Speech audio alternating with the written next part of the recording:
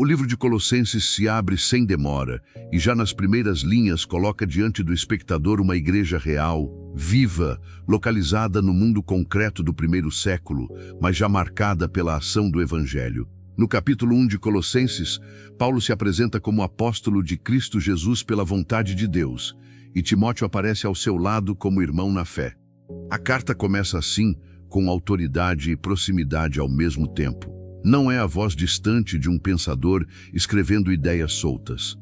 É a voz de um servo de Cristo falando a uma comunidade específica, situada em Colossos, uma cidade da região da Frígia, dentro da província romana da Ásia. E logo no início, o texto não define os cristãos dali pelos perigos que enfrentam, nem pelos erros que ainda precisarão ser corrigidos.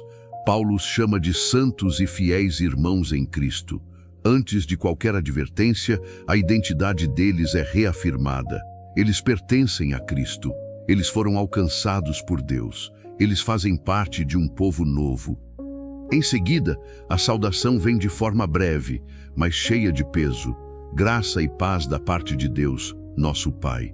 Essa abertura parece simples, mas ela já resume a atmosfera espiritual da carta. Graça, porque aquela igreja existe por favor divino e não por mérito humano. Paz, porque o Evangelho não trouxe apenas informação religiosa, mas reconciliação com Deus e uma nova condição diante dele. O livro começa, portanto, num tom de segurança e cuidado. Paulo não entra correndo nas correções. Ele começa lembrando o que Deus já fez. A partir daí, o capítulo 1 de Colossenses mostra Paulo olhando para essa igreja com gratidão. Ele diz que sempre dá graças a Deus, o Pai de nosso Senhor Jesus Cristo, quando ora por eles. A cena que o texto constrói é a de um apóstolo que, mesmo distante, carrega aquela comunidade em oração. E o motivo da gratidão não é pequeno. Paulo ouviu da fé que eles têm em Cristo Jesus e do amor que demonstram por todos os santos. O texto não descreve uma fé teórica, fria ou apenas confessional. Ele mostra uma fé que já produz sinais visíveis. Os colossenses creem em Cristo, e essa fé começa a aparecer na forma como vivem e se relacionam. O amor pelos santos, isto é, pelos irmãos na fé, já está ali como evidência concreta de que o Evangelho não ficou na superfície. Então Paulo mostra a raiz desse movimento. Essa fé e esse amor existem por causa da esperança que lhes está reservada nos céus. O texto une essas três realidades de forma muito forte. A fé se dirige a Cristo. O amor se derrama sobre o povo de Deus. E a esperança aponta para aquilo que está guardado acima, fora do alcance da instabilidade deste mundo. Essa esperança não nasce da imaginação humana. Paulo diz que eles ouviram dela na palavra da verdade do Evangelho. Ou seja, o que sustenta a vida da igreja não é entusiasmo momentâneo, nem tradição humana, nem uma experiência vaga. É a verdade do Evangelho recebido. E aqui o horizonte do texto se amplia. Paulo afirma que esse Evangelho chegou até eles, como também está presente em todo o mundo, frutificando e crescendo. A imagem é muito forte. O Evangelho é apresentado como uma semente viva, como uma realidade que avança, cria raízes e produz fruto onde encontra solo. Em Colossos, ele não chegou como discurso vazio. Ele entrou, foi compreendido e começou a transformar pessoas. Desde o dia em que ouviram e entenderam a graça de Deus na verdade, algo novo começou ali. A igreja de Colossos não é fruto de um sistema religioso inventado por homens. Ela nasceu quando a graça de Deus foi entendida de verdade. Aqui há um ponto que merece uma explicação breve. Quando Paulo diz que o Evangelho estava crescendo em todo o mundo, ele fala dentro da linguagem do seu tempo, olhando para o mundo conhecido e para a expansão real da mensagem cristã entre os povos. O foco não é uma descrição geográfica moderna, mas a força universal do Evangelho. A mensagem de Cristo não ficou restrita à Judeia nem a um grupo étnico específico. Ela já avançava além das fronteiras, alcançando cidades gentílicas como Colossos e produzindo fruto nelas. O texto então aproxima novamente a câmera e mostra como essa mensagem chegou aos colossenses. Eles aprenderam isso de Epáfras, descrito por Paulo como amado conservo e fiel ministro de Cristo. Isso é importante, porque dá rosto ao início da igreja. O evangelho chegou por meio de um mensageiro fiel.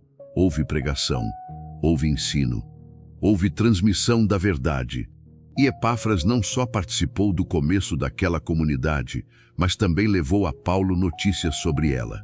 Foi ele quem informou ao apóstolo sobre o amor deles no Espírito. Assim, o que sai de Colossos e chega até Paulo não é apenas a notícia de uma reunião religiosa em alguma cidade do Império. O que chega é o relato de uma igreja onde a fé em Cristo, o amor pelos irmãos e a esperança celestial já começaram a florescer.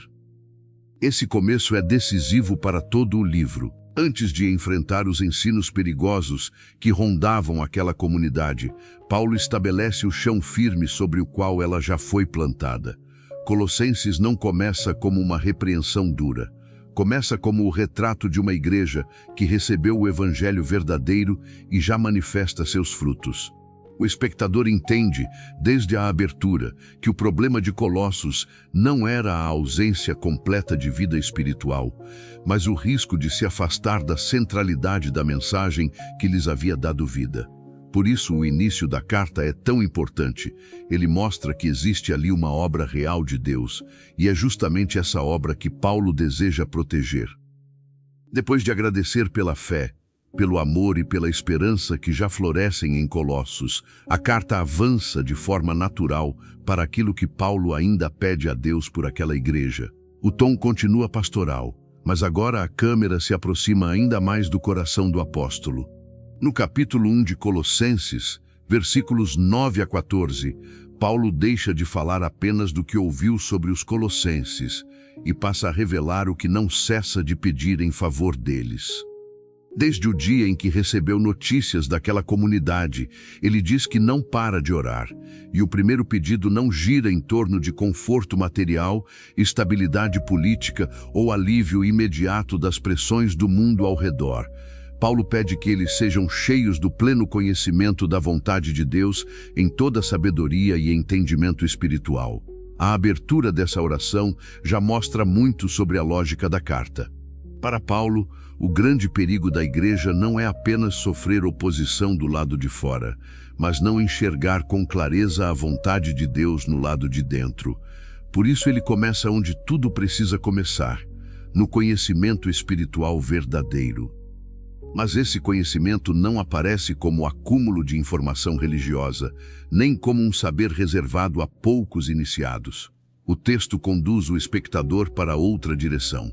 Paulo ora para que eles conheçam a vontade de Deus de maneira tão profunda que isso molde a vida inteira. Logo em seguida, ele mostra o propósito desse pedido, para que andem de modo digno do Senhor, agradando-lhe em tudo. Aqui a carta revela um de seus grandes eixos. Saber e viver não estão separados. O conhecimento que vem de Deus produz caminho, postura, direção. Ele precisa aparecer no cotidiano, no caráter, nas escolhas e na forma como a igreja caminha diante do Senhor. Então a oração ganha movimento. Paulo descreve essa vida digna como uma vida que frutifica em toda boa obra e cresce no conhecimento de Deus. A linguagem do fruto volta a aparecer, como já havia aparecido antes na descrição do evangelho que cresce e frutifica. Agora, porém, o foco não está apenas na mensagem que produz fruto, mas no próprio cristão que passa a viver de forma frutífera. A igreja que recebeu o evangelho verdadeiro não fica imóvel. Ela produz sinais visíveis de transformação. E quanto mais conhece a Deus, mais frutifica. Quanto mais frutifica, mais cresce em conhecer a Deus. O texto cria essa imagem de maturidade viva, orgânica, contínua. Em seguida, Paulo acrescenta outro elemento importante. Ele ora para que eles sejam fortalecidos com todo o poder, segundo a força da glória de Deus, em toda perseverança e longanimidade. A cena agora já não é apenas a de uma comunidade aprendendo, mas a de uma comunidade sendo sustentada. Porque viver de modo digno do Senhor não é algo leve nem automático. É uma caminhada que exige força. O cristão precisa de poder para permanecer, precisa de resistência para não abandonar o caminho, precisa de longanimidade para suportar com firmeza, sem se romper diante das pressões, das demoras e das provações. Paulo sabe disso, e por isso sua oração não é romântica. Ele não pede apenas clareza, ele pede força para continuar. E então, no meio dessa sequência, aparece a gratidão. Paulo fala de perseverança e longanimidade com alegria, dando graças ao Pai. Isso é importante porque mostra que a maturidade cristã, em Colossenses, não tem o rosto de uma religiosidade amarga. Não é uma obediência endurecida, nem uma disciplina fria. O crescimento espiritual verdadeiro preserva a gratidão.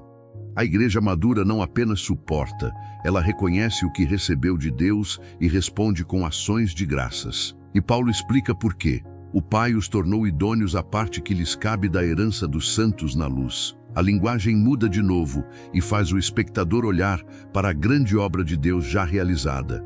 Aqueles crentes não estavam tentando conquistar uma herança pela força do próprio mérito. Deus os havia tornado aptos a participar dela. A partir daí, a oração entra no terreno da redenção de forma mais intensa. Paulo diz que Deus os libertou do império das trevas e os transportou para o reino do Filho do seu amor. A imagem é poderosa. O texto não fala de uma pequena melhora moral, nem de uma simples troca de hábitos religiosos. Ele descreve uma transferência de domínio. Antes, havia trevas, autoridade sombria, escravidão espiritual. Agora, há um novo reino, um novo senhorio, uma nova realidade. O cristão não foi apenas aconselhado a viver melhor. Ele foi resgatado de um poder e colocado debaixo de outro. E esse novo reino pertence ao Filho do amor de Deus. Essa expressão dá ao texto uma profundidade especial. Paulo não descreve Jesus apenas como Salvador em termos funcionais, mas como o Filho amado, o centro do propósito do Pai. E é nele, Paulo conclui, que temos a redenção, a remissão dos pecados. A oração termina ancorando tudo em Cristo. O conhecimento da vontade de Deus, a vida digna, o fruto, a perseverança, a gratidão e a herança não existem soltos. Tudo repousa nessa obra decisiva. Em Cristo, o povo de Deus recebeu redenção e perdão. O que Paulo pede para a igreja viver já está ligado ao que Cristo realizou por ela. Há aqui um ponto importante que merece explicação breve. Quando Paulo fala em libertação do império das trevas e transferência para o reino do Filho, ele não está descrevendo uma mudança geográfica ou política no sentido terreno. Ele fala de uma mudança de senhorio espiritual, de condição diante de Deus. O cristão continua vivendo no mesmo mundo, mas já não pertence ao mesmo domínio. Essa linguagem ajuda a mostrar que a salvação, em Colossenses, não é superficial. Ela é uma ruptura real com o antigo poder do pecado e uma inserção verdadeira na esfera do governo de Cristo. Assim, o capítulo 1, versículos 9 a 14, aprofunda aquilo que a abertura da carta apenas começou a mostrar. A igreja de Colossos já tinha fé, amor e esperança. Agora Paulo ora para que essa vida avance em maturidade.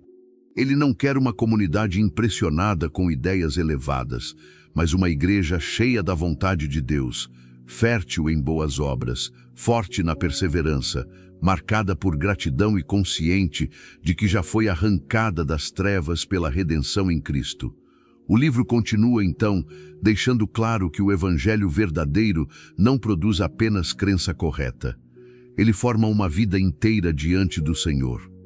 Depois de falar da libertação, da redenção e do perdão dos pecados, a carta de Colossenses não diminui o ritmo. Pelo contrário, ela conduz o olhar do espectador diretamente para a pessoa de Cristo, como se toda a cena agora se abrisse para revelar quem ele é de forma mais alta, mais ampla e mais decisiva. No capítulo 1 de Colossenses, versículos 15 a 23, Paulo não apresenta Jesus apenas como aquele que salva indivíduos. Ele o apresenta como o centro de toda a realidade. O texto começa dizendo que ele é a imagem do Deus invisível, A declaração é breve, mas imensa. O Deus que ninguém pode ver em sua essência se torna conhecido no Filho. Cristo não é uma sombra distante, nem um representante imperfeito. Nele, o invisível se torna revelado. Nele, o caráter, a glória e a vontade de Deus se tornam manifestos. Paulo começa aqui porque sabe que, se a igreja perder a visão correta de Cristo, todo o restante do livro desaba. Antes de combater qualquer confusão, ele ergue diante dos colossenses a grandeza daquele em quem devem permanecer. Em seguida, o texto chama de primogênito de toda a criação. E imediatamente Paulo explica por quê. Porque nele foram criadas todas as coisas, nos céus e sobre a terra, as visíveis e as invisíveis, sejam tronos, sejam soberanias, sejam principados, sejam potestades. Tudo foi criado por meio dele e para ele. A carta amplia a lente mais uma vez. A cena já não está apenas na igreja, nem apenas na história da redenção, mas na própria origem do universo. Cristo não aparece como parte da criação. Ele aparece como aquele por meio de quem todas as coisas vieram à existência e para quem todas elas apontam. Aqui existe um ponto importante que precisa ser entendido com clareza. Quando Paulo chama Cristo de primogênito de toda a criação, ele não está dizendo que Jesus foi o primeiro ser criado. O próprio contexto impede essa leitura, porque logo depois afirma que todas as coisas foram criadas por meio dele e para ele. Nesse trecho, primogênito carrega a ideia de supremacia, posição, prioridade e autoridade. Paulo está dizendo que Cristo está acima da criação, não dentro dela como criatura. O texto continua avançando e afirma que ele é antes de todas as coisas, e nele tudo subsiste. Não basta dizer que Cristo criou. Paulo também mostra que Cristo sustenta. O universo não apenas começou por meio dele, continua existindo nele. Aquilo que foi criado não está entregue ao acaso, nem mantido por forças independentes. O Filho está antes de tudo, acima de tudo e sustentando tudo. A carta vai construindo, linha após linha, uma visão impossível de reduzir. Jesus não é um auxílio espiritual secundário para a vida religiosa. Ele é o fundamento da própria realidade. Então Paulo traz essa grandeza cósmica para dentro da história da igreja. Ele é a cabeça do corpo da igreja. Aquele que sustenta o universo é também aquele que governa o seu povo. Aquele por meio de quem tudo foi criado é o mesmo que dá direção, unidade e vida ao corpo de Cristo. Isso é central em Colossenses, porque a igreja só permanece saudável se estiver ligada à cabeça. Paulo não quer apenas exaltar Jesus em termos grandiosos. Ele quer mostrar que toda a vida da comunidade depende dele. Não existe maturidade cristã afastada de Cristo. Não existe igreja segura sem submissão real a ele. Em seguida, o texto o chama de princípio e primogênito dentre os mortos, para em todas as coisas ter a primazia. Agora a carta une criação e nova criação. Cristo é supremo no começo de todas as coisas e também na vitória sobre a morte. Ele está no princípio da ordem criada e no início da nova humanidade redimida. Sua ressurreição não é tratada como um detalhe isolado. Ela marca o início de uma nova realidade. Paulo vai mostrando que Jesus ocupa o primeiro lugar em todas as dimensões. Na revelação de Deus, na criação, na sustentação do universo, na igreja e na redenção. E então vem uma das afirmações mais densas do trecho. Porque aprove a Deus que nele residisse toda a plenitude. Mais uma vez, Paulo bloqueia qualquer tentativa de diminuir Cristo. Não há uma parte da plenitude em Jesus, nem uma porção intermediária do divino. Toda a plenitude reside nele. O que quer que os falsos ensinos pudessem prometer aos colossenses, Paulo responde mostrando que nada falta em Cristo. Não existe estágio espiritual superior fora dele. Não existe complemento necessário além dele. Nele habita a plenitude. A partir daí, o foco se desloca para a obra da reconciliação. Paulo diz que, por meio dele, Deus reconciliou consigo mesmo todas as coisas, tanto as da terra como as dos céus, estabelecendo paz pelo sangue da sua cruz. A cena muda de escala mais uma vez. Aquele por meio de quem tudo foi criado é também aquele por meio de quem a paz é estabelecida. O sangue da cruz entra no centro do texto sem enfraquecer a glória de Cristo, mas revelando como essa glória se manifesta na redenção. O Senhor da criação é também o crucificado. O sustentador do universo é também aquele que derrama seu sangue para reconciliar. Quando Paulo fala em reconciliar todas as coisas, ele não está ensinando que todos os seres, sem distinção, serão salvos automaticamente. O ponto do texto é que a obra de Cristo tem alcance cósmico em seus efeitos. Ela restaura a ordem rompida pelo pecado, firma a vitória de Deus e estabelece a paz segundo o plano divino. No centro dessa reconciliação está a igreja, formada por pecadores que foram de fato trazidos de volta para Deus. É exatamente isso que Paulo aplica em seguida aos próprios colossenses. Ele lembra que eles, outrora, estavam estranhos e inimigos no entendimento, pelas obras malignas. Antes da reconciliação, havia distância, havia alienação, havia hostilidade interior contra Deus. A carta não romantiza o passado humano. Ela o mostra em sua ruptura real. Mas agora, Paulo diz, Cristo os reconciliou no corpo da sua carne, mediante a morte, para apresentá-los santos, inculpáveis e irrepreensíveis diante dele.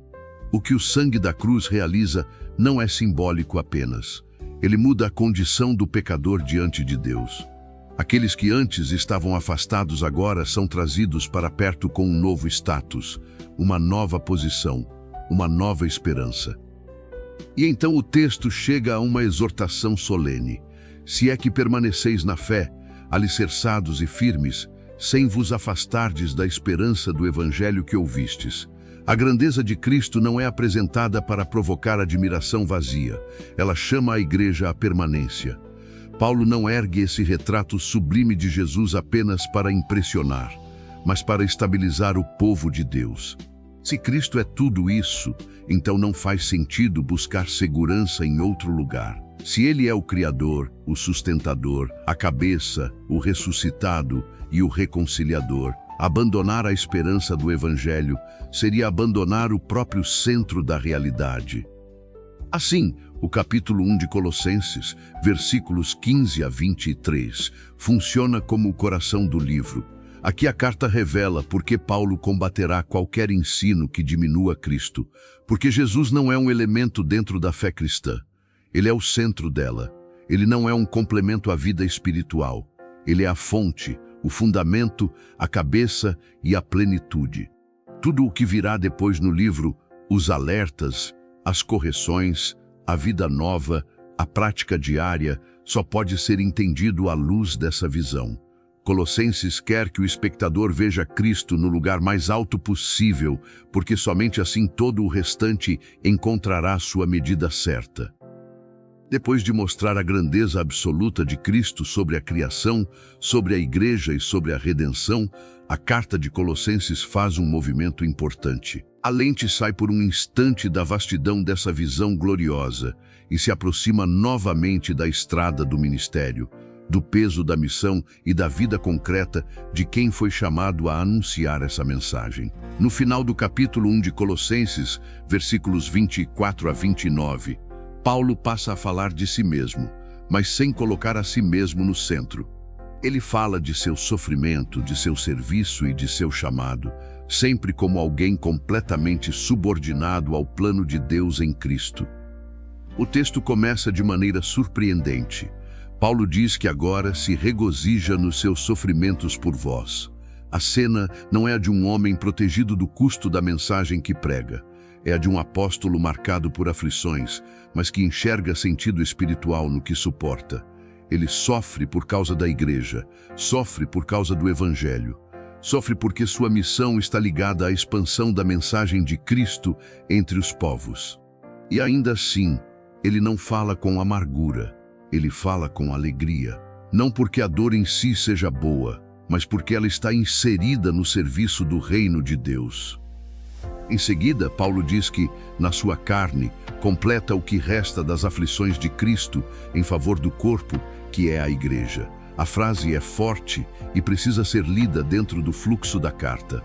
Paulo não está dizendo que faltou alguma coisa ao sacrifício de Cristo na cruz, como se a redenção ainda precisasse ser completada por sofrimentos humanos. Isso já foi afirmado antes de forma clara, quando a carta mostrou que a paz foi estabelecida pelo sangue da cruz. O que Paulo quer mostrar aqui é que o Cristo exaltado continua sendo anunciado no mundo por meio de servos que sofrem enquanto levam sua mensagem. As aflições do ministério apostólico não acrescentam valor redentor à cruz, mas fazem parte do caminho pelo qual o Evangelho chega à igreja.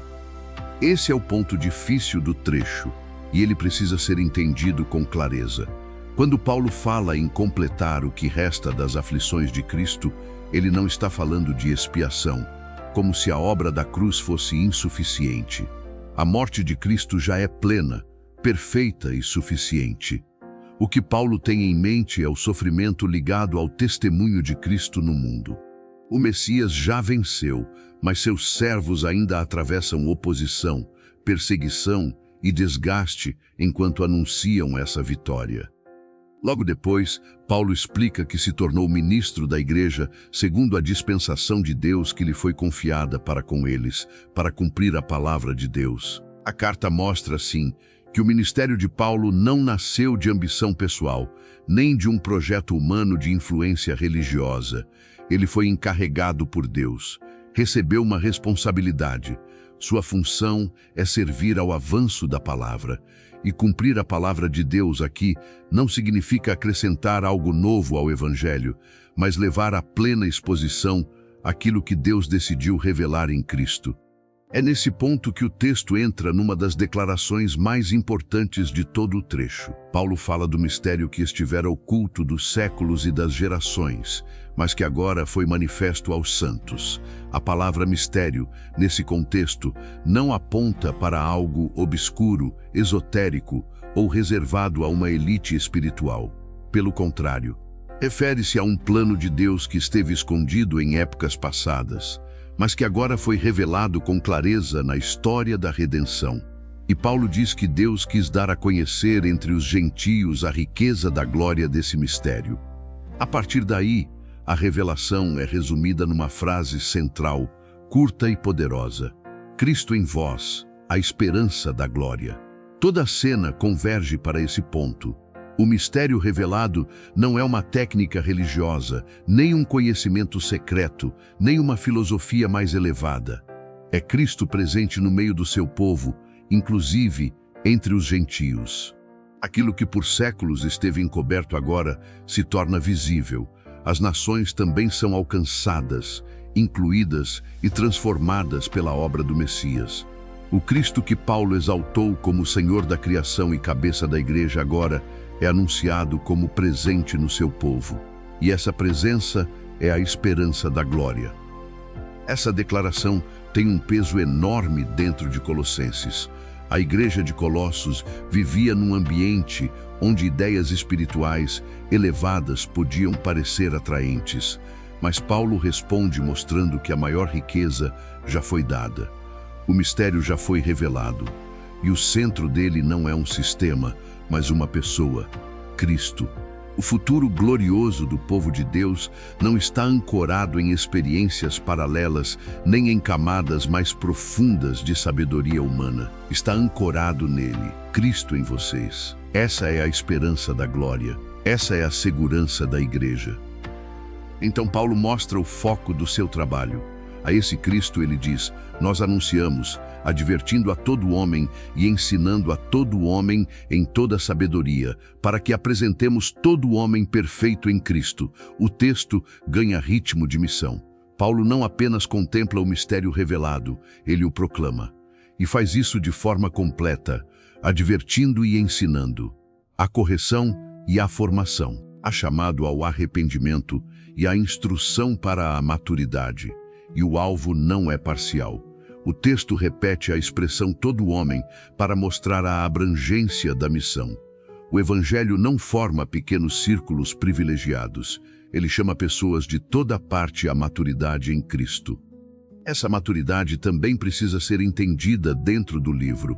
Paulo não fala de perfeição como ausência total de falhas nesta vida, mas como integridade, plenitude e firmeza espiritual em Cristo. Seu ministério não quer apenas produzir decisões rápidas ou entusiasmos passageiros. Ele quer apresentar pessoas maduras, formadas, estáveis, centradas em Jesus. Isso se conecta diretamente com tudo o que a carta já vem construindo. Se Cristo é supremo, então a maturidade do cristão não está em ir além dele, mas em ser plenamente firmado nele. Por isso, o trecho termina com Paulo dizendo que é para isso que também trabalha, lutando segundo a eficácia dele, que opera poderosamente em mim. A imagem final é a de esforço intenso, mas não autônomo. Paulo trabalha, Paulo luta, Paulo se desgasta, mas a força que sustenta esse trabalho não nasce apenas dele. É a eficácia de Cristo operando poderosamente em seu ministério. Assim, o final do capítulo 1 de Colossenses mostra um apóstolo que sofre, serve, anuncia e persevera, não como inventor de uma mensagem, mas como instrumento do plano de Deus já revelado em Cristo. Esse trecho ajuda o espectador a perceber que Colossenses não é uma meditação abstrata sobre verdades elevadas. É uma carta nascida no campo da missão, no custo do testemunho e no esforço para formar uma igreja madura. A grandeza de Cristo que Paulo acabou de apresentar não fica suspensa no céu como doutrina distante. Ela desce à história por meio de sofrimento, pregação e serviço. E o que move tudo isso é a revelação gloriosa de que o Cristo prometido agora está no meio do seu povo, alcançando inclusive os gentios e se tornando para eles a esperança segura da glória.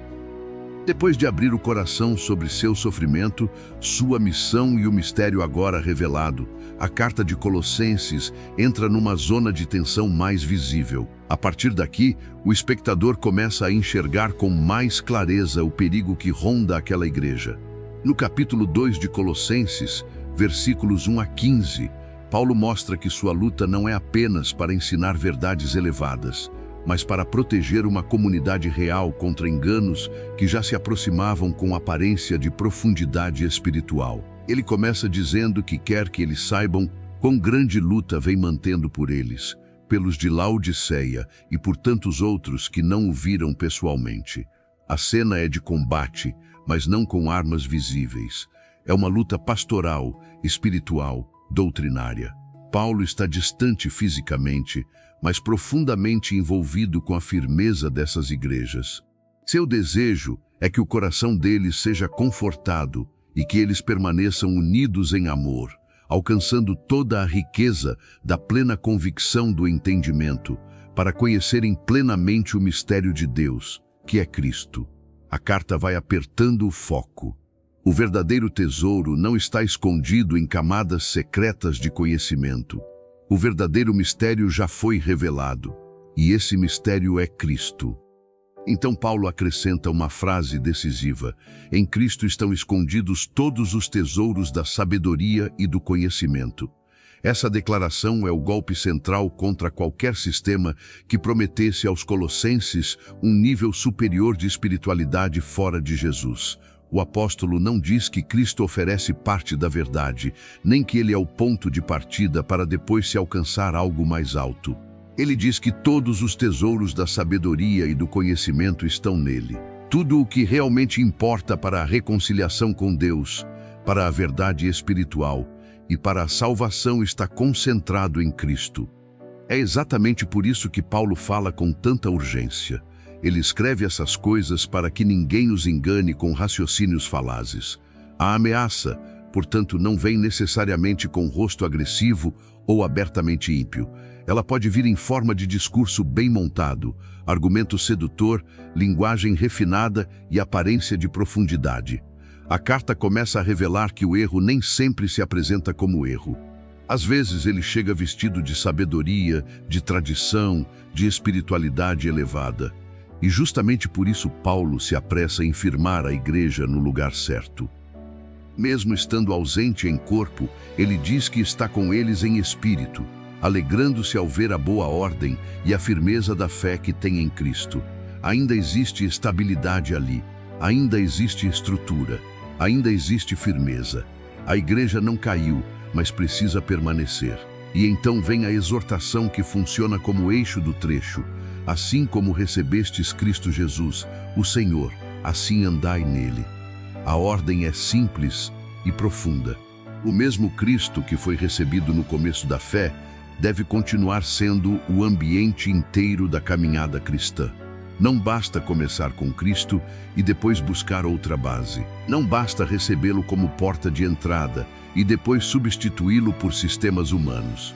A vida cristã inteira deve continuar nele.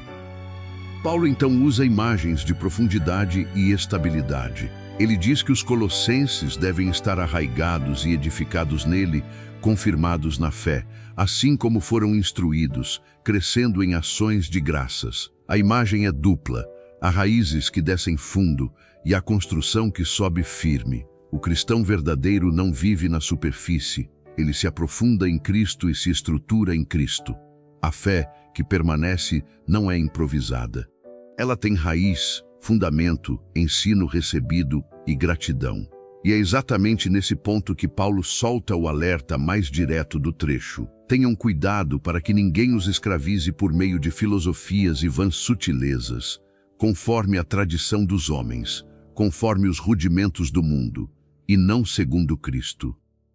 Agora o conflito da carta fica exposto. O perigo não é apenas erro intelectual, é escravidão. Paulo enxerga essas ideias como correntes disfarçadas. Elas podem parecer sofisticadas, antigas, respeitáveis ou espirituais, mas afastam da suficiência de Cristo. A expressão filosofia aqui não é um ataque indiscriminado a toda reflexão racional. O ponto da carta é outro. Paulo está denunciando sistemas de pensamento e tradição humana que prometem profundidade, mas não conduzem à verdade salvadora de Cristo. Esse ponto merece uma explicação breve. Quando Paulo fala contra filosofias e vãs sutilezas, ele não está condenando o uso da razão ou qualquer forma de reflexão em si. O problema está em ensinamentos construídos segundo tradições humanas e princípios do mundo, mas não segundo Cristo. O alvo da crítica não é pensar, e sim submeter-se a sistemas que parecem profundos, mas esvaziam a centralidade de Jesus. Em seguida, Paulo responde ao erro com uma das afirmações mais densas da carta, porque nele habita corporalmente toda a plenitude da divindade. Mais uma vez, tudo converge para Cristo. Contra qualquer tentativa de fragmentar a verdade espiritual, Paulo afirma que a plenitude habita nele, e não de modo abstrato ou distante, mas corporalmente. O Filho encarnado é o lugar da plenitude. Não falta nada nele. Não existe carência que precise ser suprida por ensinamentos paralelos. E então ele acrescenta, também nele estáis aperfeiçoados. A igreja não precisa de complementos espirituais exteriores a Cristo. Em união com ele, já recebeu aquilo que realmente importa. Paulo continua mostrando que Cristo é o cabeça de todo principado e potestade. Isso significa que nenhum poder espiritual, nenhum domínio invisível, nenhuma autoridade cósmica está acima dele. Para uma igreja que podia ser pressionada por ideias sobre seres intermediários, hierarquias espirituais ou poderes ocultos, essa afirmação era decisiva. Cristo não divide o trono com ninguém. Ele está acima de toda a autoridade. Então a carta se volta para a obra realizada em favor dos crentes. Paulo fala de uma circuncisão não feita por mãos, no despojamento do corpo da carne, na circuncisão de Cristo. Ele mostra que a transformação operada por Cristo vai além dos sinais exteriores e atinge o coração, a velha natureza, o domínio do pecado. Em seguida, ele liga isso ao batismo, dizendo que os crentes foram sepultados com Cristo nele e também ressuscitados mediante a fé no poder de Deus, que o ressuscitou dentre os mortos. A linguagem é forte e visual, morte e ressurreição, velha condição e nova vida, união com Cristo em sua obra. Aqui também há um ponto que pode confundir o ouvinte. Paulo não está dizendo que o rito, por si só, salva automaticamente. O que ele destaca é a união com Cristo pela fé, simbolizada e confessada no batismo. O centro da transformação não está no ato externo isolado, mas no poder de Deus que une o crente ao Cristo morto e ressuscitado. O texto segue aprofundando essa realidade. Paulo lembra que eles estavam mortos em delitos e na incircuncisão da carne, mas Deus lhes deu vida juntamente com Cristo, perdoando todos os delitos. A carta não descreve apenas orientação moral, ela descreve ressurreição espiritual. O estado anterior era de morte. A condição nova é de vida concedida por Deus em união com Cristo. E então Paulo usa uma imagem jurídica muito forte. Deus cancelou o escrito de dívida que era contra nós, removendo-o inteiramente, encravando-o na cruz. A cruz aparece como o lugar onde a acusação foi desfeita, onde a dívida foi removida, onde o registro condenatório perdeu sua força. A sequência final é triunfante. Paulo diz que Cristo despojou os principados e potestades e publicamente os expôs ao desprezo, triunfando deles na cruz. Aquilo que aos olhos humanos parecia derrota, vergonha e fraqueza, na verdade foi vitória. A cruz não apenas perdoa pecadores, ela derrota os poderes que os acusavam e os mantinham sob domínio. E assim, no final desse trecho, toda falsa promessa espiritual perde seu brilho. Se em Cristo habita toda a plenitude, se nele os crentes foram vivificados, perdoados, libertos e unidos à sua vitória, então qualquer sistema que tente levar a igreja além dele não é avanço, é retrocesso. Colossenses capítulo 2, versículos 1 a 15, mostra com clareza que a exaltação de Cristo no livro não é teologia solta, é proteção pastoral. Paulo ergue Cristo tão alto porque sabe que somente assim a igreja permanecerá firme. O perigo é real, mas a resposta também é a suficiência plena de Jesus, sua obra completa e a vitória decisiva da cruz. Depois de mostrar que a dívida foi cancelada na cruz e que os poderes foram vencidos em Cristo, a carta de Colossenses entra num campo ainda mais prático.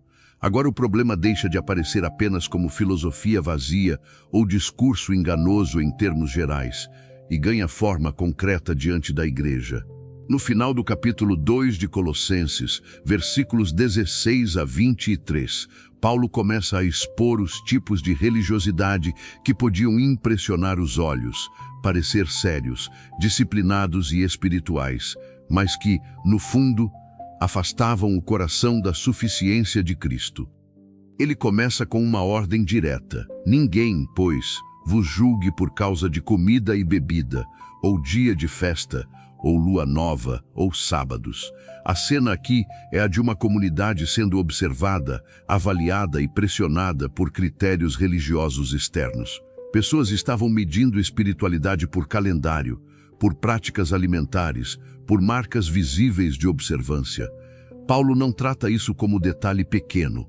Ele vê nesse julgamento uma ameaça real, porque quando a consciência da igreja começa a ser governada por critérios humanos, a centralidade de Cristo começa a ser encoberta.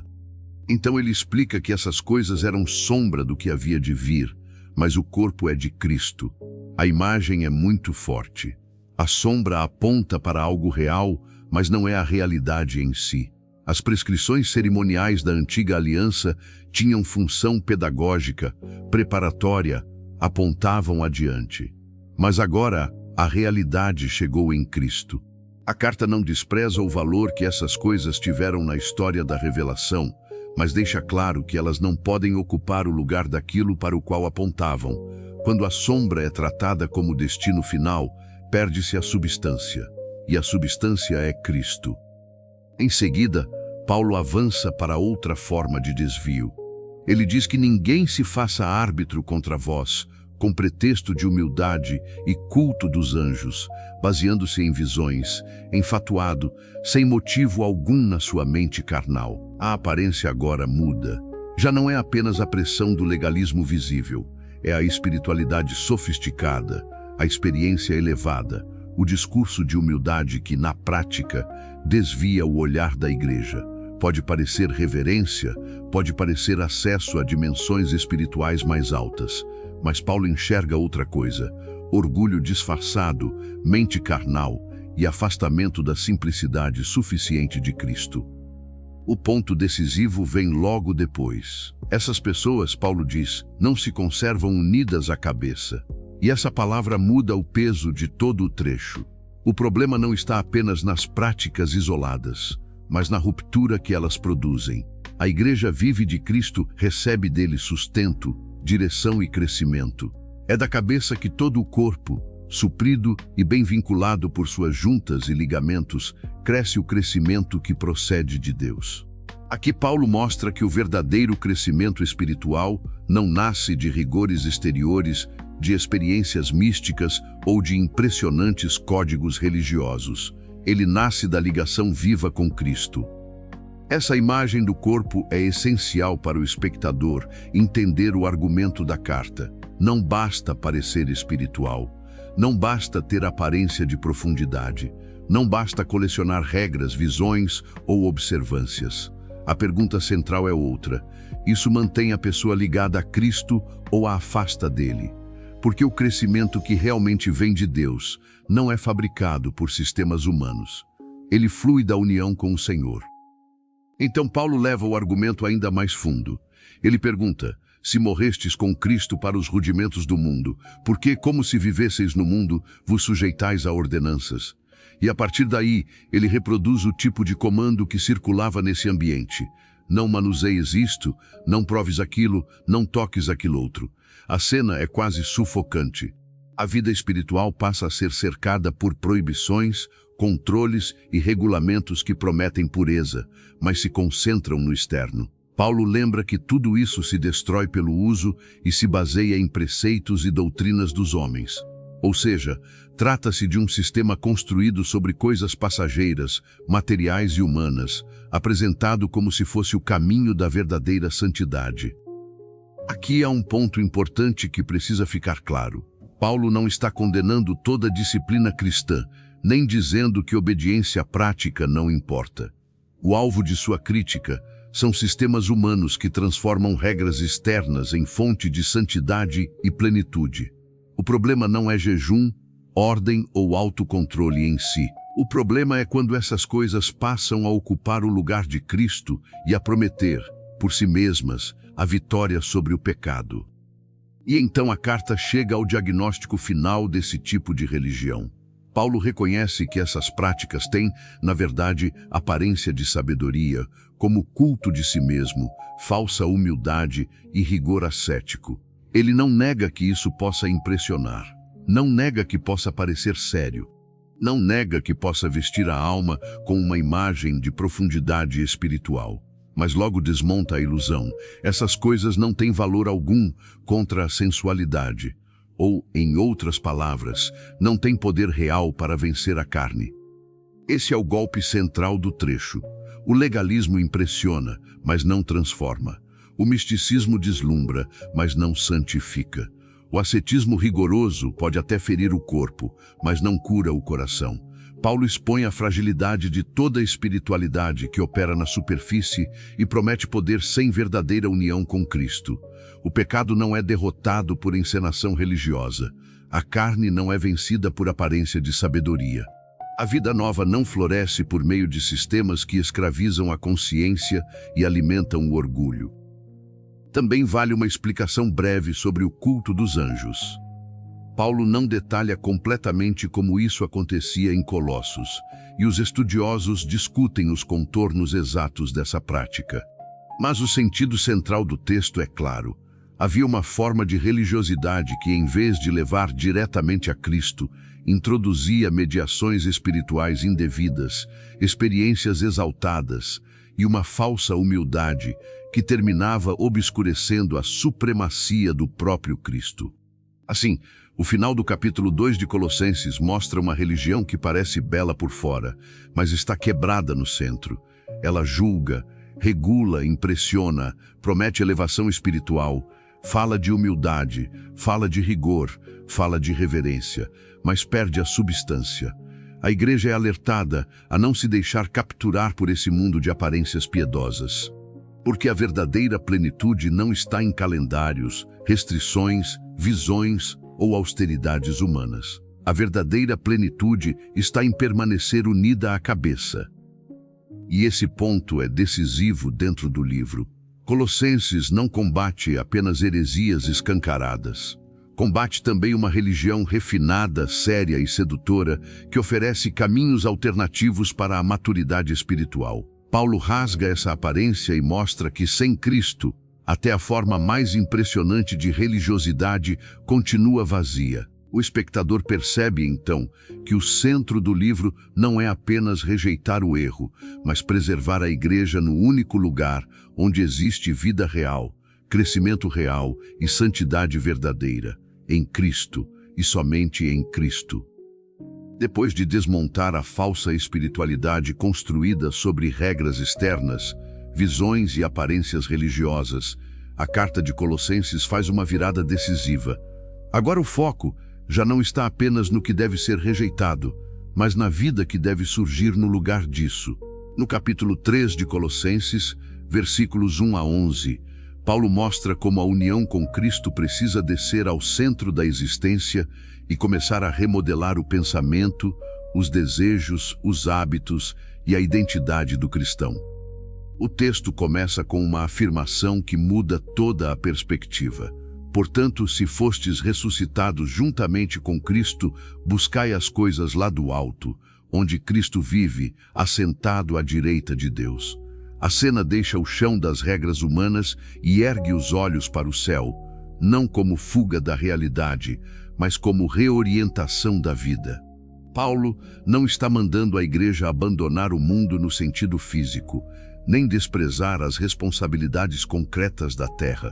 Ele está dizendo que, se a vida deles agora está unida ao Cristo ressuscitado, então o centro de gravidade da existência também mudou. O olhar, o desejo e a direção precisam acompanhar essa nova realidade. Em seguida, ele reforça isso de outra forma. Pensai nas coisas lá do alto, não nas que são aqui da terra. O movimento é interno e contínuo. A mente precisa ser reeducada. A vida cristã não é apenas uma troca de comportamentos visíveis, mas uma transformação de perspectiva. Paulo mostra que a igreja não poderá viver de modo novo se continuar pensando de acordo com a velha lógica. O mundo antigo ainda oferece seus critérios, seus impulsos, seus valores e suas seduções. Mas o cristão agora pertence a outra ordem. Sua vida foi deslocada para outro centro. Então Paulo explica por quê. Porque morrestes, e a vossa vida está oculta juntamente com Cristo, em Deus. Essa frase aprofunda ainda mais o argumento. A velha vida, dominada por outros senhores, já não define o povo de Deus. Há uma morte já ocorrida. Há uma ruptura já realizada. E há também um segredo glorioso guardado no presente. A vida verdadeira do cristão está escondida com Cristo em Deus. Aos olhos do mundo, essa realidade ainda não aparece em plenitude. Ela está protegida, guardada, sustentada nele. Mas ela é real. E o texto segue adiante para o futuro. Quando Cristo, que é a nossa vida, se manifestar, então vós também sereis manifestados com ele, em glória. Aqui Paulo liga presente e futuro de forma poderosa. Cristo não é apenas aquele que concede vida. Ele é a própria vida do seu povo. E essa vida que hoje ainda está oculta, um dia será plenamente revelada. A igreja vive entre dois horizontes. Já morreu com Cristo, já ressuscitou com Cristo, mas ainda aguarda a manifestação final dessa glória. Essa esperança, porém, não produz passividade, produz santidade. É exatamente por isso que o texto muda de tom e entra em ordem direta. Fazei, pois morrer a vossa natureza terrena. A teologia agora desce ao chão da existência com toda a força. Paulo não trata a nova vida como sentimento abstrato. Ele passa a nomear pecados concretos, prostituição, impureza, paixão lasciva, desejo maligno e avareza, que ele chama de idolatria. A carta não deixa o pecado em termos vagos. Ela o expõe em suas formas práticas, especialmente nas áreas onde o desejo humano se desgoverna e substitui Deus por outros centros de prazer e devoção. A avareza, ser chamada de idolatria, é especialmente forte, porque mostra que o problema não está apenas em atos exteriores escandalosos, mas também em desejos que entronizam outra coisa no lugar de Deus. O coração se curva, o coração adora. E quando ele se apega ao que não é Deus como fonte de segurança, satisfação e sentido, ele entra em idolatria. Paulo mostra, assim, que matar a velha natureza não significa apenas abandonar pecados mais visíveis. Significa romper com toda forma de desejo que rivaliza com o senhorio de Cristo. Em seguida, ele lembra que é por causa dessas coisas que vem a ira de Deus sobre os filhos da desobediência. A carta não suaviza a gravidade do pecado. Aquilo que o mundo pode normalizar, Deus julga. E Paulo acrescenta que os próprios colossenses andaram outrora nessas mesmas coisas, quando viviam nelas. A cena aqui é importante porque impede qualquer orgulho religioso. A igreja não pode ouvir essa lista como quem observa pecadores de longe. Esse era o passado deles. Eles já caminharam nesse terreno, já viveram nesse ambiente. A diferença agora não nasce de superioridade humana, mas da união com Cristo. Então Paulo amplia ainda mais a limpeza que precisa acontecer. Não se trata apenas de pecados ligados à sensualidade ou aos desejos desordenados. Agora, ele diz, despojai-vos igualmente de tudo isto: ira, indignação, maldade, maledicência, linguagem obscena no falar. A carta entra no campo das reações, das palavras, das relações e do trato humano. A velha vida não se manifestava apenas no corpo, mas também no temperamento, na fala e na maneira como uma pessoa feriu a outra. O Evangelho alcança tudo isso. A ressurreição com Cristo precisa aparecer também na boca, no tom, na agressividade, na forma de tratar o próximo. Paulo então vai ainda mais fundo e ordena: não mintais uns aos outros. E dá a razão. Uma vez que vos despistes do velho homem com os seus feitos e vos revestistes do novo homem, que se refaz para o pleno conhecimento, segundo a imagem daquele que o criou. A imagem agora é de troca de vestes. O velho homem foi despido. O novo homem foi vestido. Não é uma pequena reforma do passado. É uma nova condição. E esse novo homem está sendo renovado, refazendo-se no conhecimento, segundo a imagem do Criador. A carta conecta mais uma vez conhecimento e transformação. Conhecer a Deus em Cristo não é acumular conceitos frios, é ser remodelado segundo a imagem divina. Aqui é um ponto importante que merece explicação breve. Quando Paulo fala de velho homem e novo homem, ele não está descrevendo duas naturezas iguais, convivendo em equilíbrio dentro do cristão como se nada tivesse mudado. Ele está falando de uma mudança real de identidade e de domínio. O velho modo de existir foi decisivamente rompido em Cristo.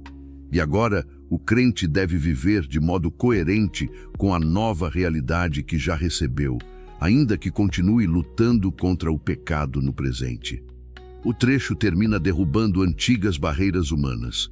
Nesse novo homem, Paulo diz: não pode haver grego nem judeu, circuncisão nem incircuncisão, bárbaro, cita, escravo, livre, mas Cristo é tudo em todos. A câmera, que começou apontando para a vida interior do cristão, agora se abre de novo para a comunidade inteira. A nova vida não muda apenas hábitos privados. Ela forma um novo povo. As divisões que organizavam o orgulho humano perdem o poder central. O que define a nova humanidade não é etnia, marca religiosa, cultura, posição social ou passado. O que a define é Cristo.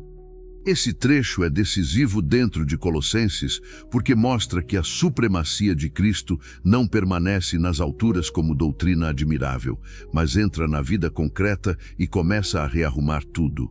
O olhar muda, a mente muda, os desejos mudam, as palavras mudam, a identidade muda e a própria comunidade passa a ser reorganizada em torno de Cristo. No capítulo 3, versículos 1 a 11, a carta mostra que a verdadeira espiritualidade não é construída por sistemas exteriores de aparência religiosa, mas pela vida nova que brota da união com o Cristo morto e ressuscitado. O espectador entende, então, que a grandeza de Jesus não é apenas para ser contemplada, é para ser vivida. Depois de mostrar o que precisa ser arrancado da velha vida, a carta de Colossenses não deixa um vazio.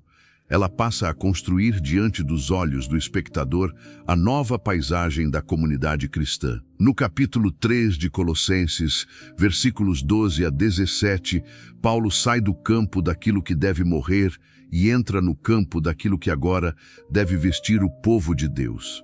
A nova humanidade em Cristo não é definida apenas pelo abandono do pecado, mas pelo surgimento de um caráter novo, de relações novas e de uma vida comunitária moldada pela presença de Jesus.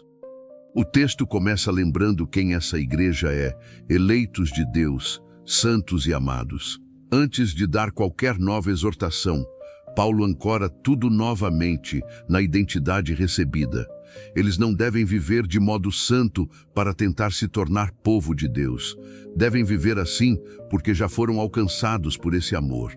A cena é a de uma comunidade que já foi escolhida, separada e cercada pelo afeto divino.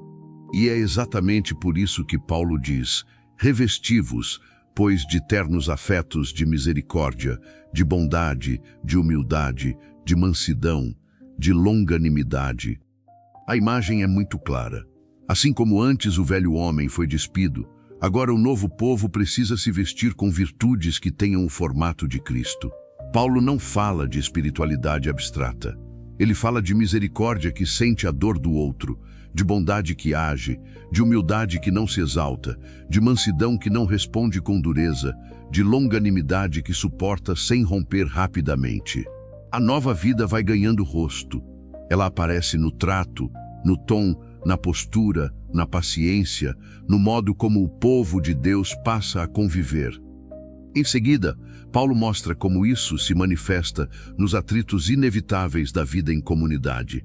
Suportai-vos uns aos outros, perdoai-vos mutuamente, caso alguém tenha motivo de queixa contra outro.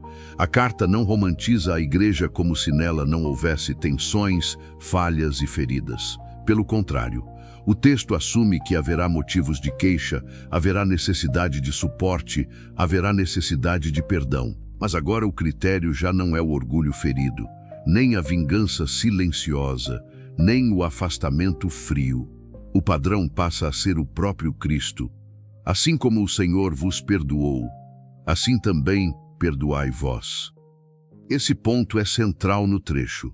A igreja não constrói sua comunhão a partir de afinidades naturais apenas, mas a partir do perdão recebido. Quem foi perdoado por Cristo entra numa nova lógica de relacionamento. Não significa ignorar o mal ou chamar o pecado de irrelevante. Significa que a graça recebida passa a moldar a forma como o povo de Deus lida com as falhas uns dos outros. O perdão deixa de ser um ideal distante e se torna uma exigência prática da nova humanidade. Então Paulo ergue ainda mais a cena e diz: acima de tudo isto, porém, esteja o amor, que é o vínculo da perfeição. Todas as virtudes mencionadas até aqui encontram no amor o seu laço de unidade. O amor, em Colossenses, não é emoção vaga nem discurso bonito. Ele é o elo que mantém a comunidade inteira unida de maneira madura. É o vínculo da perfeição no sentido de completude, de integração, de maturidade relacional. Sem ele, as virtudes podem se fragmentar. Com ele, elas se ajustam umas às outras e produzem uma vida comunitária coesa. Em seguida, a carta desloca o foco para o governo interior da igreja. Seja a paz de Cristo árbitro em vosso coração, a qual também fostes chamados em um só corpo. A imagem é muito forte. A paz de Cristo deve governar, decidir, arbitrar. Não é a inquietação, não é a disputa de ego, não é o ressentimento que deve conduzir a comunidade. É a paz que vem de Cristo. E essa paz não atua apenas no indivíduo isolado. Paulo lembra que eles foram chamados em um só corpo. A igreja é apresentada mais uma vez como organismo vivo, unido, e não como um ajuntamento de pessoas independentes.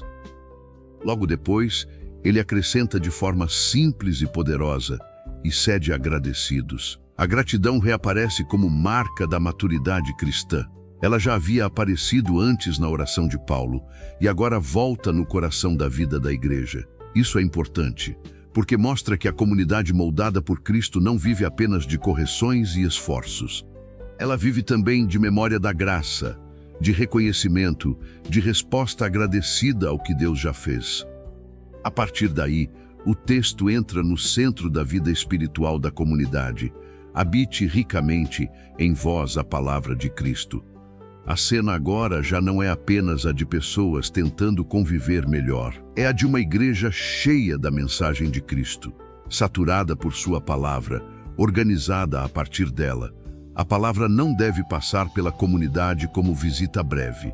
Deve habitar, deve permanecer, deve ocupar espaço e deve fazer isso ricamente, com abundância, moldando o pensamento, a fé, a adoração e as relações do povo de Deus. Paulo então mostra como essa palavra habita no corpo. Instruí-vos e aconselhai-vos mutuamente em toda a sabedoria, louvando a Deus com salmos, hinos e cânticos espirituais, com gratidão em vosso coração. O ensino e a adoração aparecem juntos. A igreja canta, mas canta sendo formada. A igreja aprende, mas aprende adorando. O louvor não é entretenimento religioso. Ele faz parte da vida da palavra dentro da comunidade. Os salmos, os hinos e os cânticos espirituais expressam uma igreja que tem o coração e a boca ocupados por Cristo e cuja adoração é atravessada pela gratidão. Aqui vale uma explicação breve. Quando Paulo fala em salmos, hinos e cânticos espirituais, ele não está criando necessariamente categorias rígidas e técnicas de música. O ponto principal do texto é mostrar uma comunidade cuja adoração é rica, centrada em Deus, marcada pela palavra de Cristo e pela gratidão. O louvor, aqui, não aparece separado da verdade, mas como uma das formas pelas quais a verdade habita na igreja. Então o trecho termina com uma frase que reúne tudo em um único princípio: e tudo o que fizerdes, seja em palavra, seja em ação, fazei-o em nome do Senhor Jesus, dando por ele graças a Deus Pai. A carta fecha esse bloco, trazendo toda a vida para debaixo do nome de Cristo. A nova humanidade não vive em compartimentos. Não existe uma parte da vida reservada a Jesus e outra governada por critérios autônomos. Palavra e ação, fala e prática, devoção e convivência, culto e rotina, tudo deve passar pelo senhorio de Cristo. Assim, o capítulo 3, versículos 12 a 17, mostra a beleza pastoral da carta em sua forma mais visível. A nova vida não é apenas uma ruptura com o pecado antigo. É o surgimento de uma comunidade vestida de misericórdia, sustentada por perdão, unida em amor, governada pela paz de Cristo, cheia da palavra de Cristo e transbordando em gratidão. O espectador percebe que Colossenses não está tratando apenas da correção de erros doutrinários, mas da formação de uma igreja inteira. Uma igreja em que Cristo não é apenas defendido com os lábios, mas expresso no caráter, na comunhão, na adoração e na vida comum. Depois de mostrar a igreja vestida de misericórdia, amor, paz e gratidão, a carta de Colossenses leva essa mesma verdade para um terreno ainda mais concreto. A câmera sai da comunidade reunida em adoração e ensino e entra dentro das casas, das rotinas, das relações de autoridade e das estruturas mais comuns da vida diária. Do final do capítulo 3 ao início do capítulo 4 de Colossenses, Paulo mostra que o senhorio de Cristo não fica restrito ao culto, à doutrina ou ao ambiente da reunião cristã. Ele atravessa a porta de casa, alcança a família, toca o trabalho e reorganiza o modo como as pessoas convivem umas com as outras. O texto começa falando às esposas: sede submissas ao próprio marido, como convém no Senhor. A orientação aparece de forma breve, mas já com um limite e uma moldura muito importantes. Paulo não apresenta essa submissão como servidão cega, nem como apagamento da dignidade da mulher. Ele a situa no Senhor. Isso significa que o relacionamento é colocado debaixo do governo de Cristo. A vida doméstica não é tratada como território autônomo, onde a vontade humana reina sozinha. O próprio casamento deve ser vivido sob a ordem, a santidade e a medida do Senhor. Em seguida, a palavra se dirige aos maridos: amai vossa esposa e não a trateis com amargura. A carta não dá espaço para uma autoridade dura, ríspida ou opressora. O marido é chamado não à exaltação de si mesmo, mas ao amor. E não a um amor sentimental abstrato, mas a um amor que rejeita a aspereza, a dureza e a hostilidade no trato. A cena construída por Paulo é importante porque mostra que a nova vida em Cristo não preserva a lógica de domínio egoísta. Ela corrige o coração de quem exerce autoridade e exige dele uma postura moldada pelo amor. Logo depois, o texto se volta aos filhos: em tudo obedecei a vossos pais, pois fazê-lo é grato diante do Senhor. A obediência, aqui, não é apresentada apenas como regra familiar, mas como algo que agrada ao Senhor. Mais uma vez, Paulo desloca o centro da relação. A vida da casa já não gira apenas em torno da conveniência social ou da tradição cultural. Ela é reposicionada diante de Cristo. A criança, o pai, a mãe, todos passam a viver suas responsabilidades à luz da vontade do Senhor. Mas a carta não para na exigência dos filhos. Ela se volta também aos pais. Não irriteis os vossos filhos, para que não fiquem desanimados. A autoridade paterna, portanto, também é colocada sob correção. Paulo não permite que a obediência dos filhos seja usada como desculpa para dureza injusta, humilhação constante ou exigência que quebra o espírito. O foco do texto não é simplesmente manter ordem externa, mas preservar relações em que a autoridade não destrua o coração. A nova vida em Cristo muda também o modo como se corrige, como se conduz e como se forma os que estão debaixo do cuidado dos pais. A partir daí, a cena se expande para outro ambiente muito presente no mundo antigo, a relação entre servos e senhores. Paulo diz: servos, obedecei em tudo ao vosso Senhor segundo a carne, não servindo apenas sob vigilância, visando tão somente agradar homens, mas em singeleza de coração, temendo ao Senhor. O texto entra num campo social marcado por hierarquias reais do primeiro século, e ali também o Evangelho começa a agir.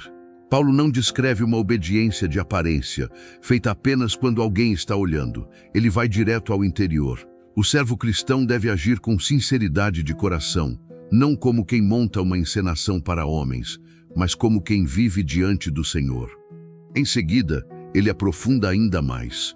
Tudo quanto fizerdes, fazei-o de todo o coração, como para o Senhor e não para homens, cientes de que recebereis do Senhor a recompensa da herança. A linguagem é poderosa porque devolve dignidade espiritual ao trabalho e à obediência cotidiana. Mesmo numa posição social humilde, o cristão não é definido apenas pelo olhar humano. Seu serviço, quando feito em temor a Deus, é prestado ao próprio Senhor. O chão da rotina, o trabalho silencioso, o esforço sem aplauso, tudo isso é reinterpretado à luz de Cristo. Então Paulo acrescenta: a Cristo, o Senhor, é que estais servindo. Essa frase ilumina todo o trecho. O centro não está no sistema humano em si, mas no senhorio maior de Jesus sobre todas as relações. O cristão pode estar numa casa, numa oficina, num campo de trabalho ou sob autoridade terrena, mas acima de tudo serve a Cristo. Isso muda a motivação, o caráter e a consciência. E o apóstolo ainda lembra que aquele que faz injustiça receberá em troco a injustiça feita, pois nisso não há acepção de pessoas. Com essa palavra, ele mostra que o juízo de Deus alcança todos. A posição social não protege ninguém diante da justiça divina. No início do capítulo 4 de Colossenses, a palavra então se dirige aos senhores. Tratai os servos com justiça e com equidade, certos de que também vós tendes Senhor no céu. A carta, mais uma vez, não deixa a autoridade sem correção. Quem manda na terra precisa lembrar que também está debaixo de autoridade. Quem exerce poder sobre outro ser humano não é absoluto. Há um Senhor acima, no céu, que vê, julga e exige justiça. Isso transforma a estrutura por dentro. Paulo não está apenas distribuindo deveres sociais. Ele está submetendo todas as posições humanas ao governo de Cristo. Aqui existe um ponto importante que merece uma explicação breve. Quando Paulo fala sobre servos e senhores, ele está se dirigindo a uma realidade social concreta do mundo romano, e não aprovando moralmente toda forma de opressão existente naquele sistema. O que a carta faz é lançar, dentro daquela estrutura histórica, princípios que relativizam o poder humano, dignificam o servo e colocam ambos debaixo do senhorio de Cristo. O foco do texto é mostrar que o Evangelho entra até nas relações mais assimétricas e começa a transformá-las a partir da justiça, da sinceridade e da consciência de que há um Senhor acima de todos. Esse bloco é decisivo dentro do livro porque impede que o espectador pense em Colossenses como uma carta apenas elevada e doutrinária. Aqui, a grandeza de Cristo chega à mesa da família, ao modo como um marido fala com sua esposa, ao modo como pais lidam com seus filhos, ao modo como alguém trabalha quando ninguém está vendo, ao modo como a autoridade é exercida.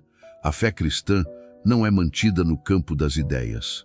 Ela toma forma nos ambientes mais comuns da existência. O Evangelho que revelou Cristo como cabeça da Igreja e Senhor da criação agora aparece reorganizando afetos, deveres, posturas e relações concretas. Assim, do final do capítulo 3 ao início do capítulo 4, Colossenses mostra que a nova humanidade em Cristo não vive apenas de grandes afirmações teológicas. Ela se expressa no cotidiano. O senhorio de Jesus desce ao interior das casas e ao peso das rotinas, e ali começa a mudar a forma de obedecer, amar, corrigir, servir e governar. O espectador entende, então, que a carta não separa a espiritualidade de vida real. Para Paulo, Cristo reina tanto na doutrina quanto dentro de casa. Depois de levar o senhorio de Cristo para dentro da casa, da família e do trabalho, a carta de Colossenses caminha para o seu encerramento sem perder força. O que aparece agora não é um final burocrático, mas o retrato vivo de uma igreja em movimento, sustentada por oração, voltada para a missão e ligada por relacionamentos reais. No capítulo 4 de Colossenses, versículos 2 a 18, Paulo fecha a carta mostrando que a vida cristã madura não termina em doutrina bem formulada apenas. Ela continua em vigilância, em testemunho, em serviço e em comunhão entre irmãos que trabalham juntos pelo Evangelho. O primeiro chamado é direto: perseverai na oração, vigiando com ações de graças. A carta termina onde a vida da igreja precisa continuar. Paulo não aponta a comunidade para técnicas novas, nem para estratégias impressionantes, mas para uma prática constante de dependência de Deus. Perseverar em oração significa permanecer, insistir, não abandonar esse lugar.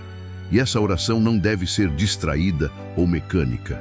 Deve ser vigilante. A igreja precisa orar com atenção, com consciência, com olhos abertos espiritualmente.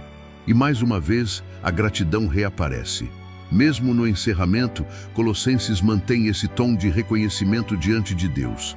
A maturidade cristã continua sendo inseparável de um coração agradecido. Em seguida, Paulo aproxima essa exortação de sua própria missão. Ele pede que os colossenses orem também por ele, para que Deus abra uma porta à palavra, a fim de falar o mistério de Cristo, pelo qual também está algemado. A cena é forte. O homem que escreve essa carta não fala da missão como teoria distante. Ele está preso por causa da mensagem que anuncia. E mesmo assim, seu foco não é pedir primeiro conforto pessoal, mas pedir que a palavra avance. O pedido de Paulo revela muito sobre o coração do ministério cristão. Mesmo em cadeias, ele continua pensando em portas abertas para o Evangelho. Mesmo limitado em movimentos, continua voltado para o progresso da palavra. Então ele acrescenta que deseja manifestar esse mistério como deve fazê-lo. Isso mostra que a missão não depende apenas de oportunidade, mas também de clareza. Paulo quer falar como convém, de modo fiel, apropriado e compreensível. O Cristo que ele exaltou ao longo de toda a carta precisa ser anunciado com nitidez. O mistério revelado não pode ser encoberto por confusão. A oração da igreja, portanto, não serve apenas para sustentar pessoas cansadas, mas para impulsionar a proclamação do Evangelho com portas abertas e palavras claras.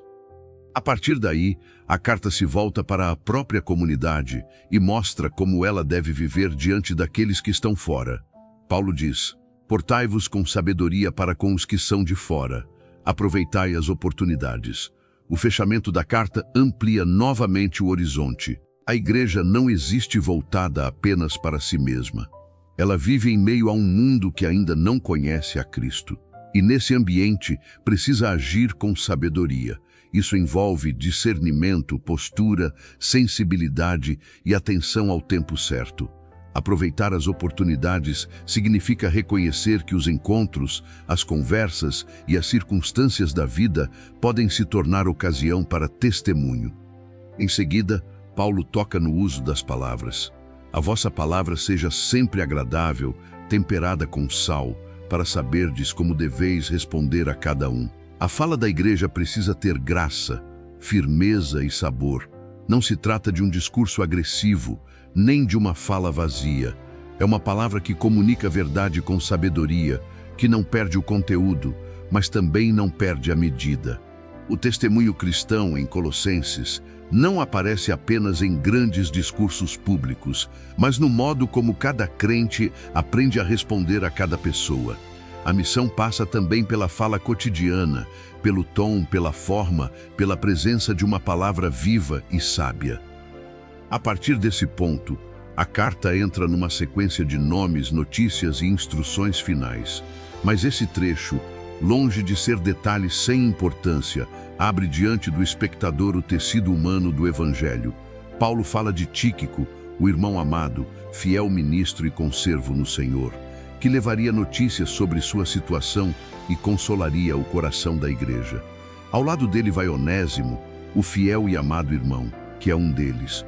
A cena mostra que o Evangelho avança por meio de pessoas concretas, com histórias concretas, com vínculos reais entre igrejas e cooperadores. A missão não é abstrata. Ela tem rosto, nome, deslocamento, serviço, cuidado pastoral. Depois aparecem Aristarco, Marcos e Jesus, chamado Justo. Paulo mostra que esses irmãos, entre os da circuncisão, foram seus cooperadores no reino de Deus e se tornaram consolo para ele. A carta vai revelando uma rede de servos, companheiros de prisão, cooperadores de viagem, irmãos que sustentam uns aos outros no peso da obra. Em seguida, Epáfras volta ao cenário.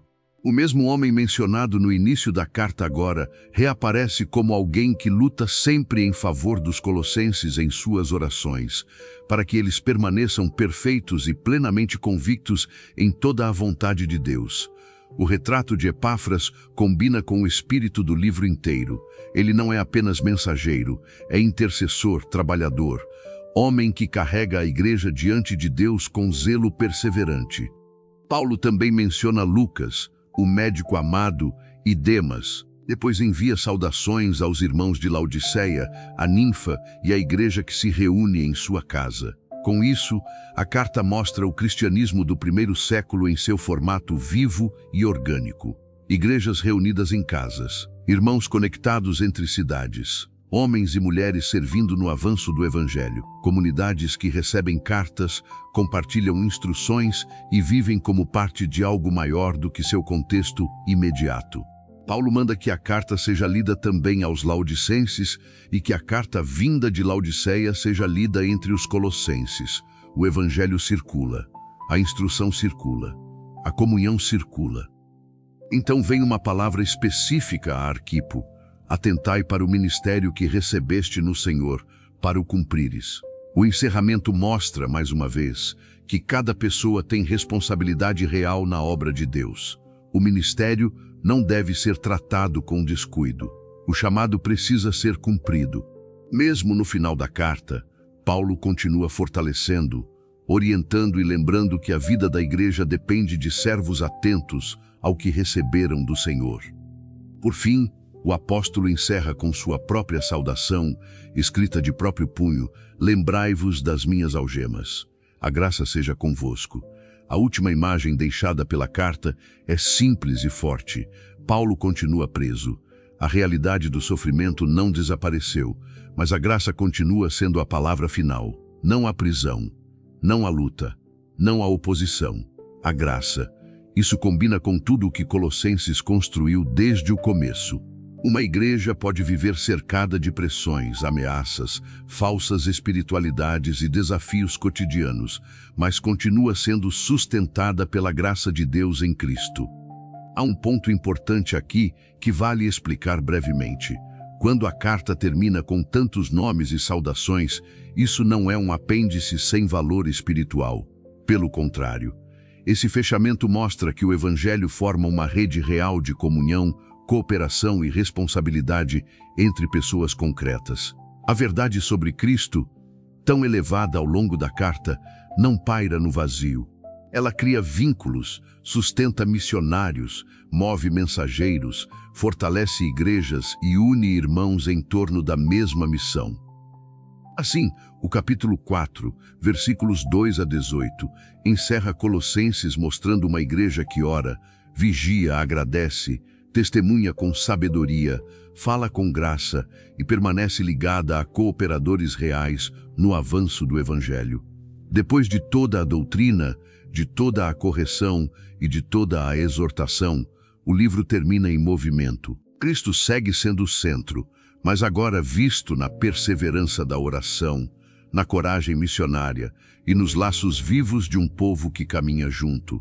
O espectador percebe então que Colossenses não termina em teoria. Termina com a igreja vivendo, servindo e avançando no nome de Cristo. Assim chegamos ao fim da nossa jornada pelo livro de Colossenses. Se você chegou até aqui, eu quero te convidar a marcar este momento não apenas como o fim de um vídeo, mas como um ponto de decisão espiritual. Comente aqui embaixo, não só por engajamento, mas como um testemunho sincero do que Deus falou ao seu coração. Escreva assim: eu entendi a mensagem de Colossenses. Cristo precisa ser o centro da minha vida. Esse comentário não é apenas uma frase. É uma declaração de quem percebeu que Jesus não pode ser apenas uma parte da vida, um detalhe da fé ou um apoio para momentos difíceis. Colossenses nos mostrou que Cristo é maior do que isso. Ele é o centro de tudo, o Criador de todas as coisas, o cabeça da igreja, o Senhor suficiente, aquele em quem habita toda a plenitude, aquele que morreu, ressuscitou e reconciliou pecadores com Deus. E eu te pergunto, o que mais falou com você ao longo deste livro? Foi a grandeza de Cristo? Foi o alerta contra uma fé vazia, feita apenas de aparência religiosa? Foi o chamado para abandonar a velha vida? Foi a ordem para viver uma vida digna do Senhor dentro de casa, nos relacionamentos e no cotidiano? Ou foi a lembrança de que a verdadeira maturidade espiritual não está em buscar algo além de Jesus, mas em permanecer firmemente nele? Compartilhe nos comentários. O seu testemunho pode fortalecer a fé de outra pessoa que também está lutando para manter Cristo no centro. Oro para que essa jornada por Colossenses não termine aqui apenas como mais um conteúdo assistido, mas como um marco na sua caminhada com Deus. Que depois deste estudo você enxergue com mais clareza quem Cristo é, que sua mente seja elevada às coisas do alto, que sua vida seja limpa de tudo aquilo que tenta ocupar o lugar de Jesus, que sua casa, seus pensamentos, suas palavras, seus relacionamentos e suas decisões sejam governados pela paz de Cristo e pela palavra de Cristo.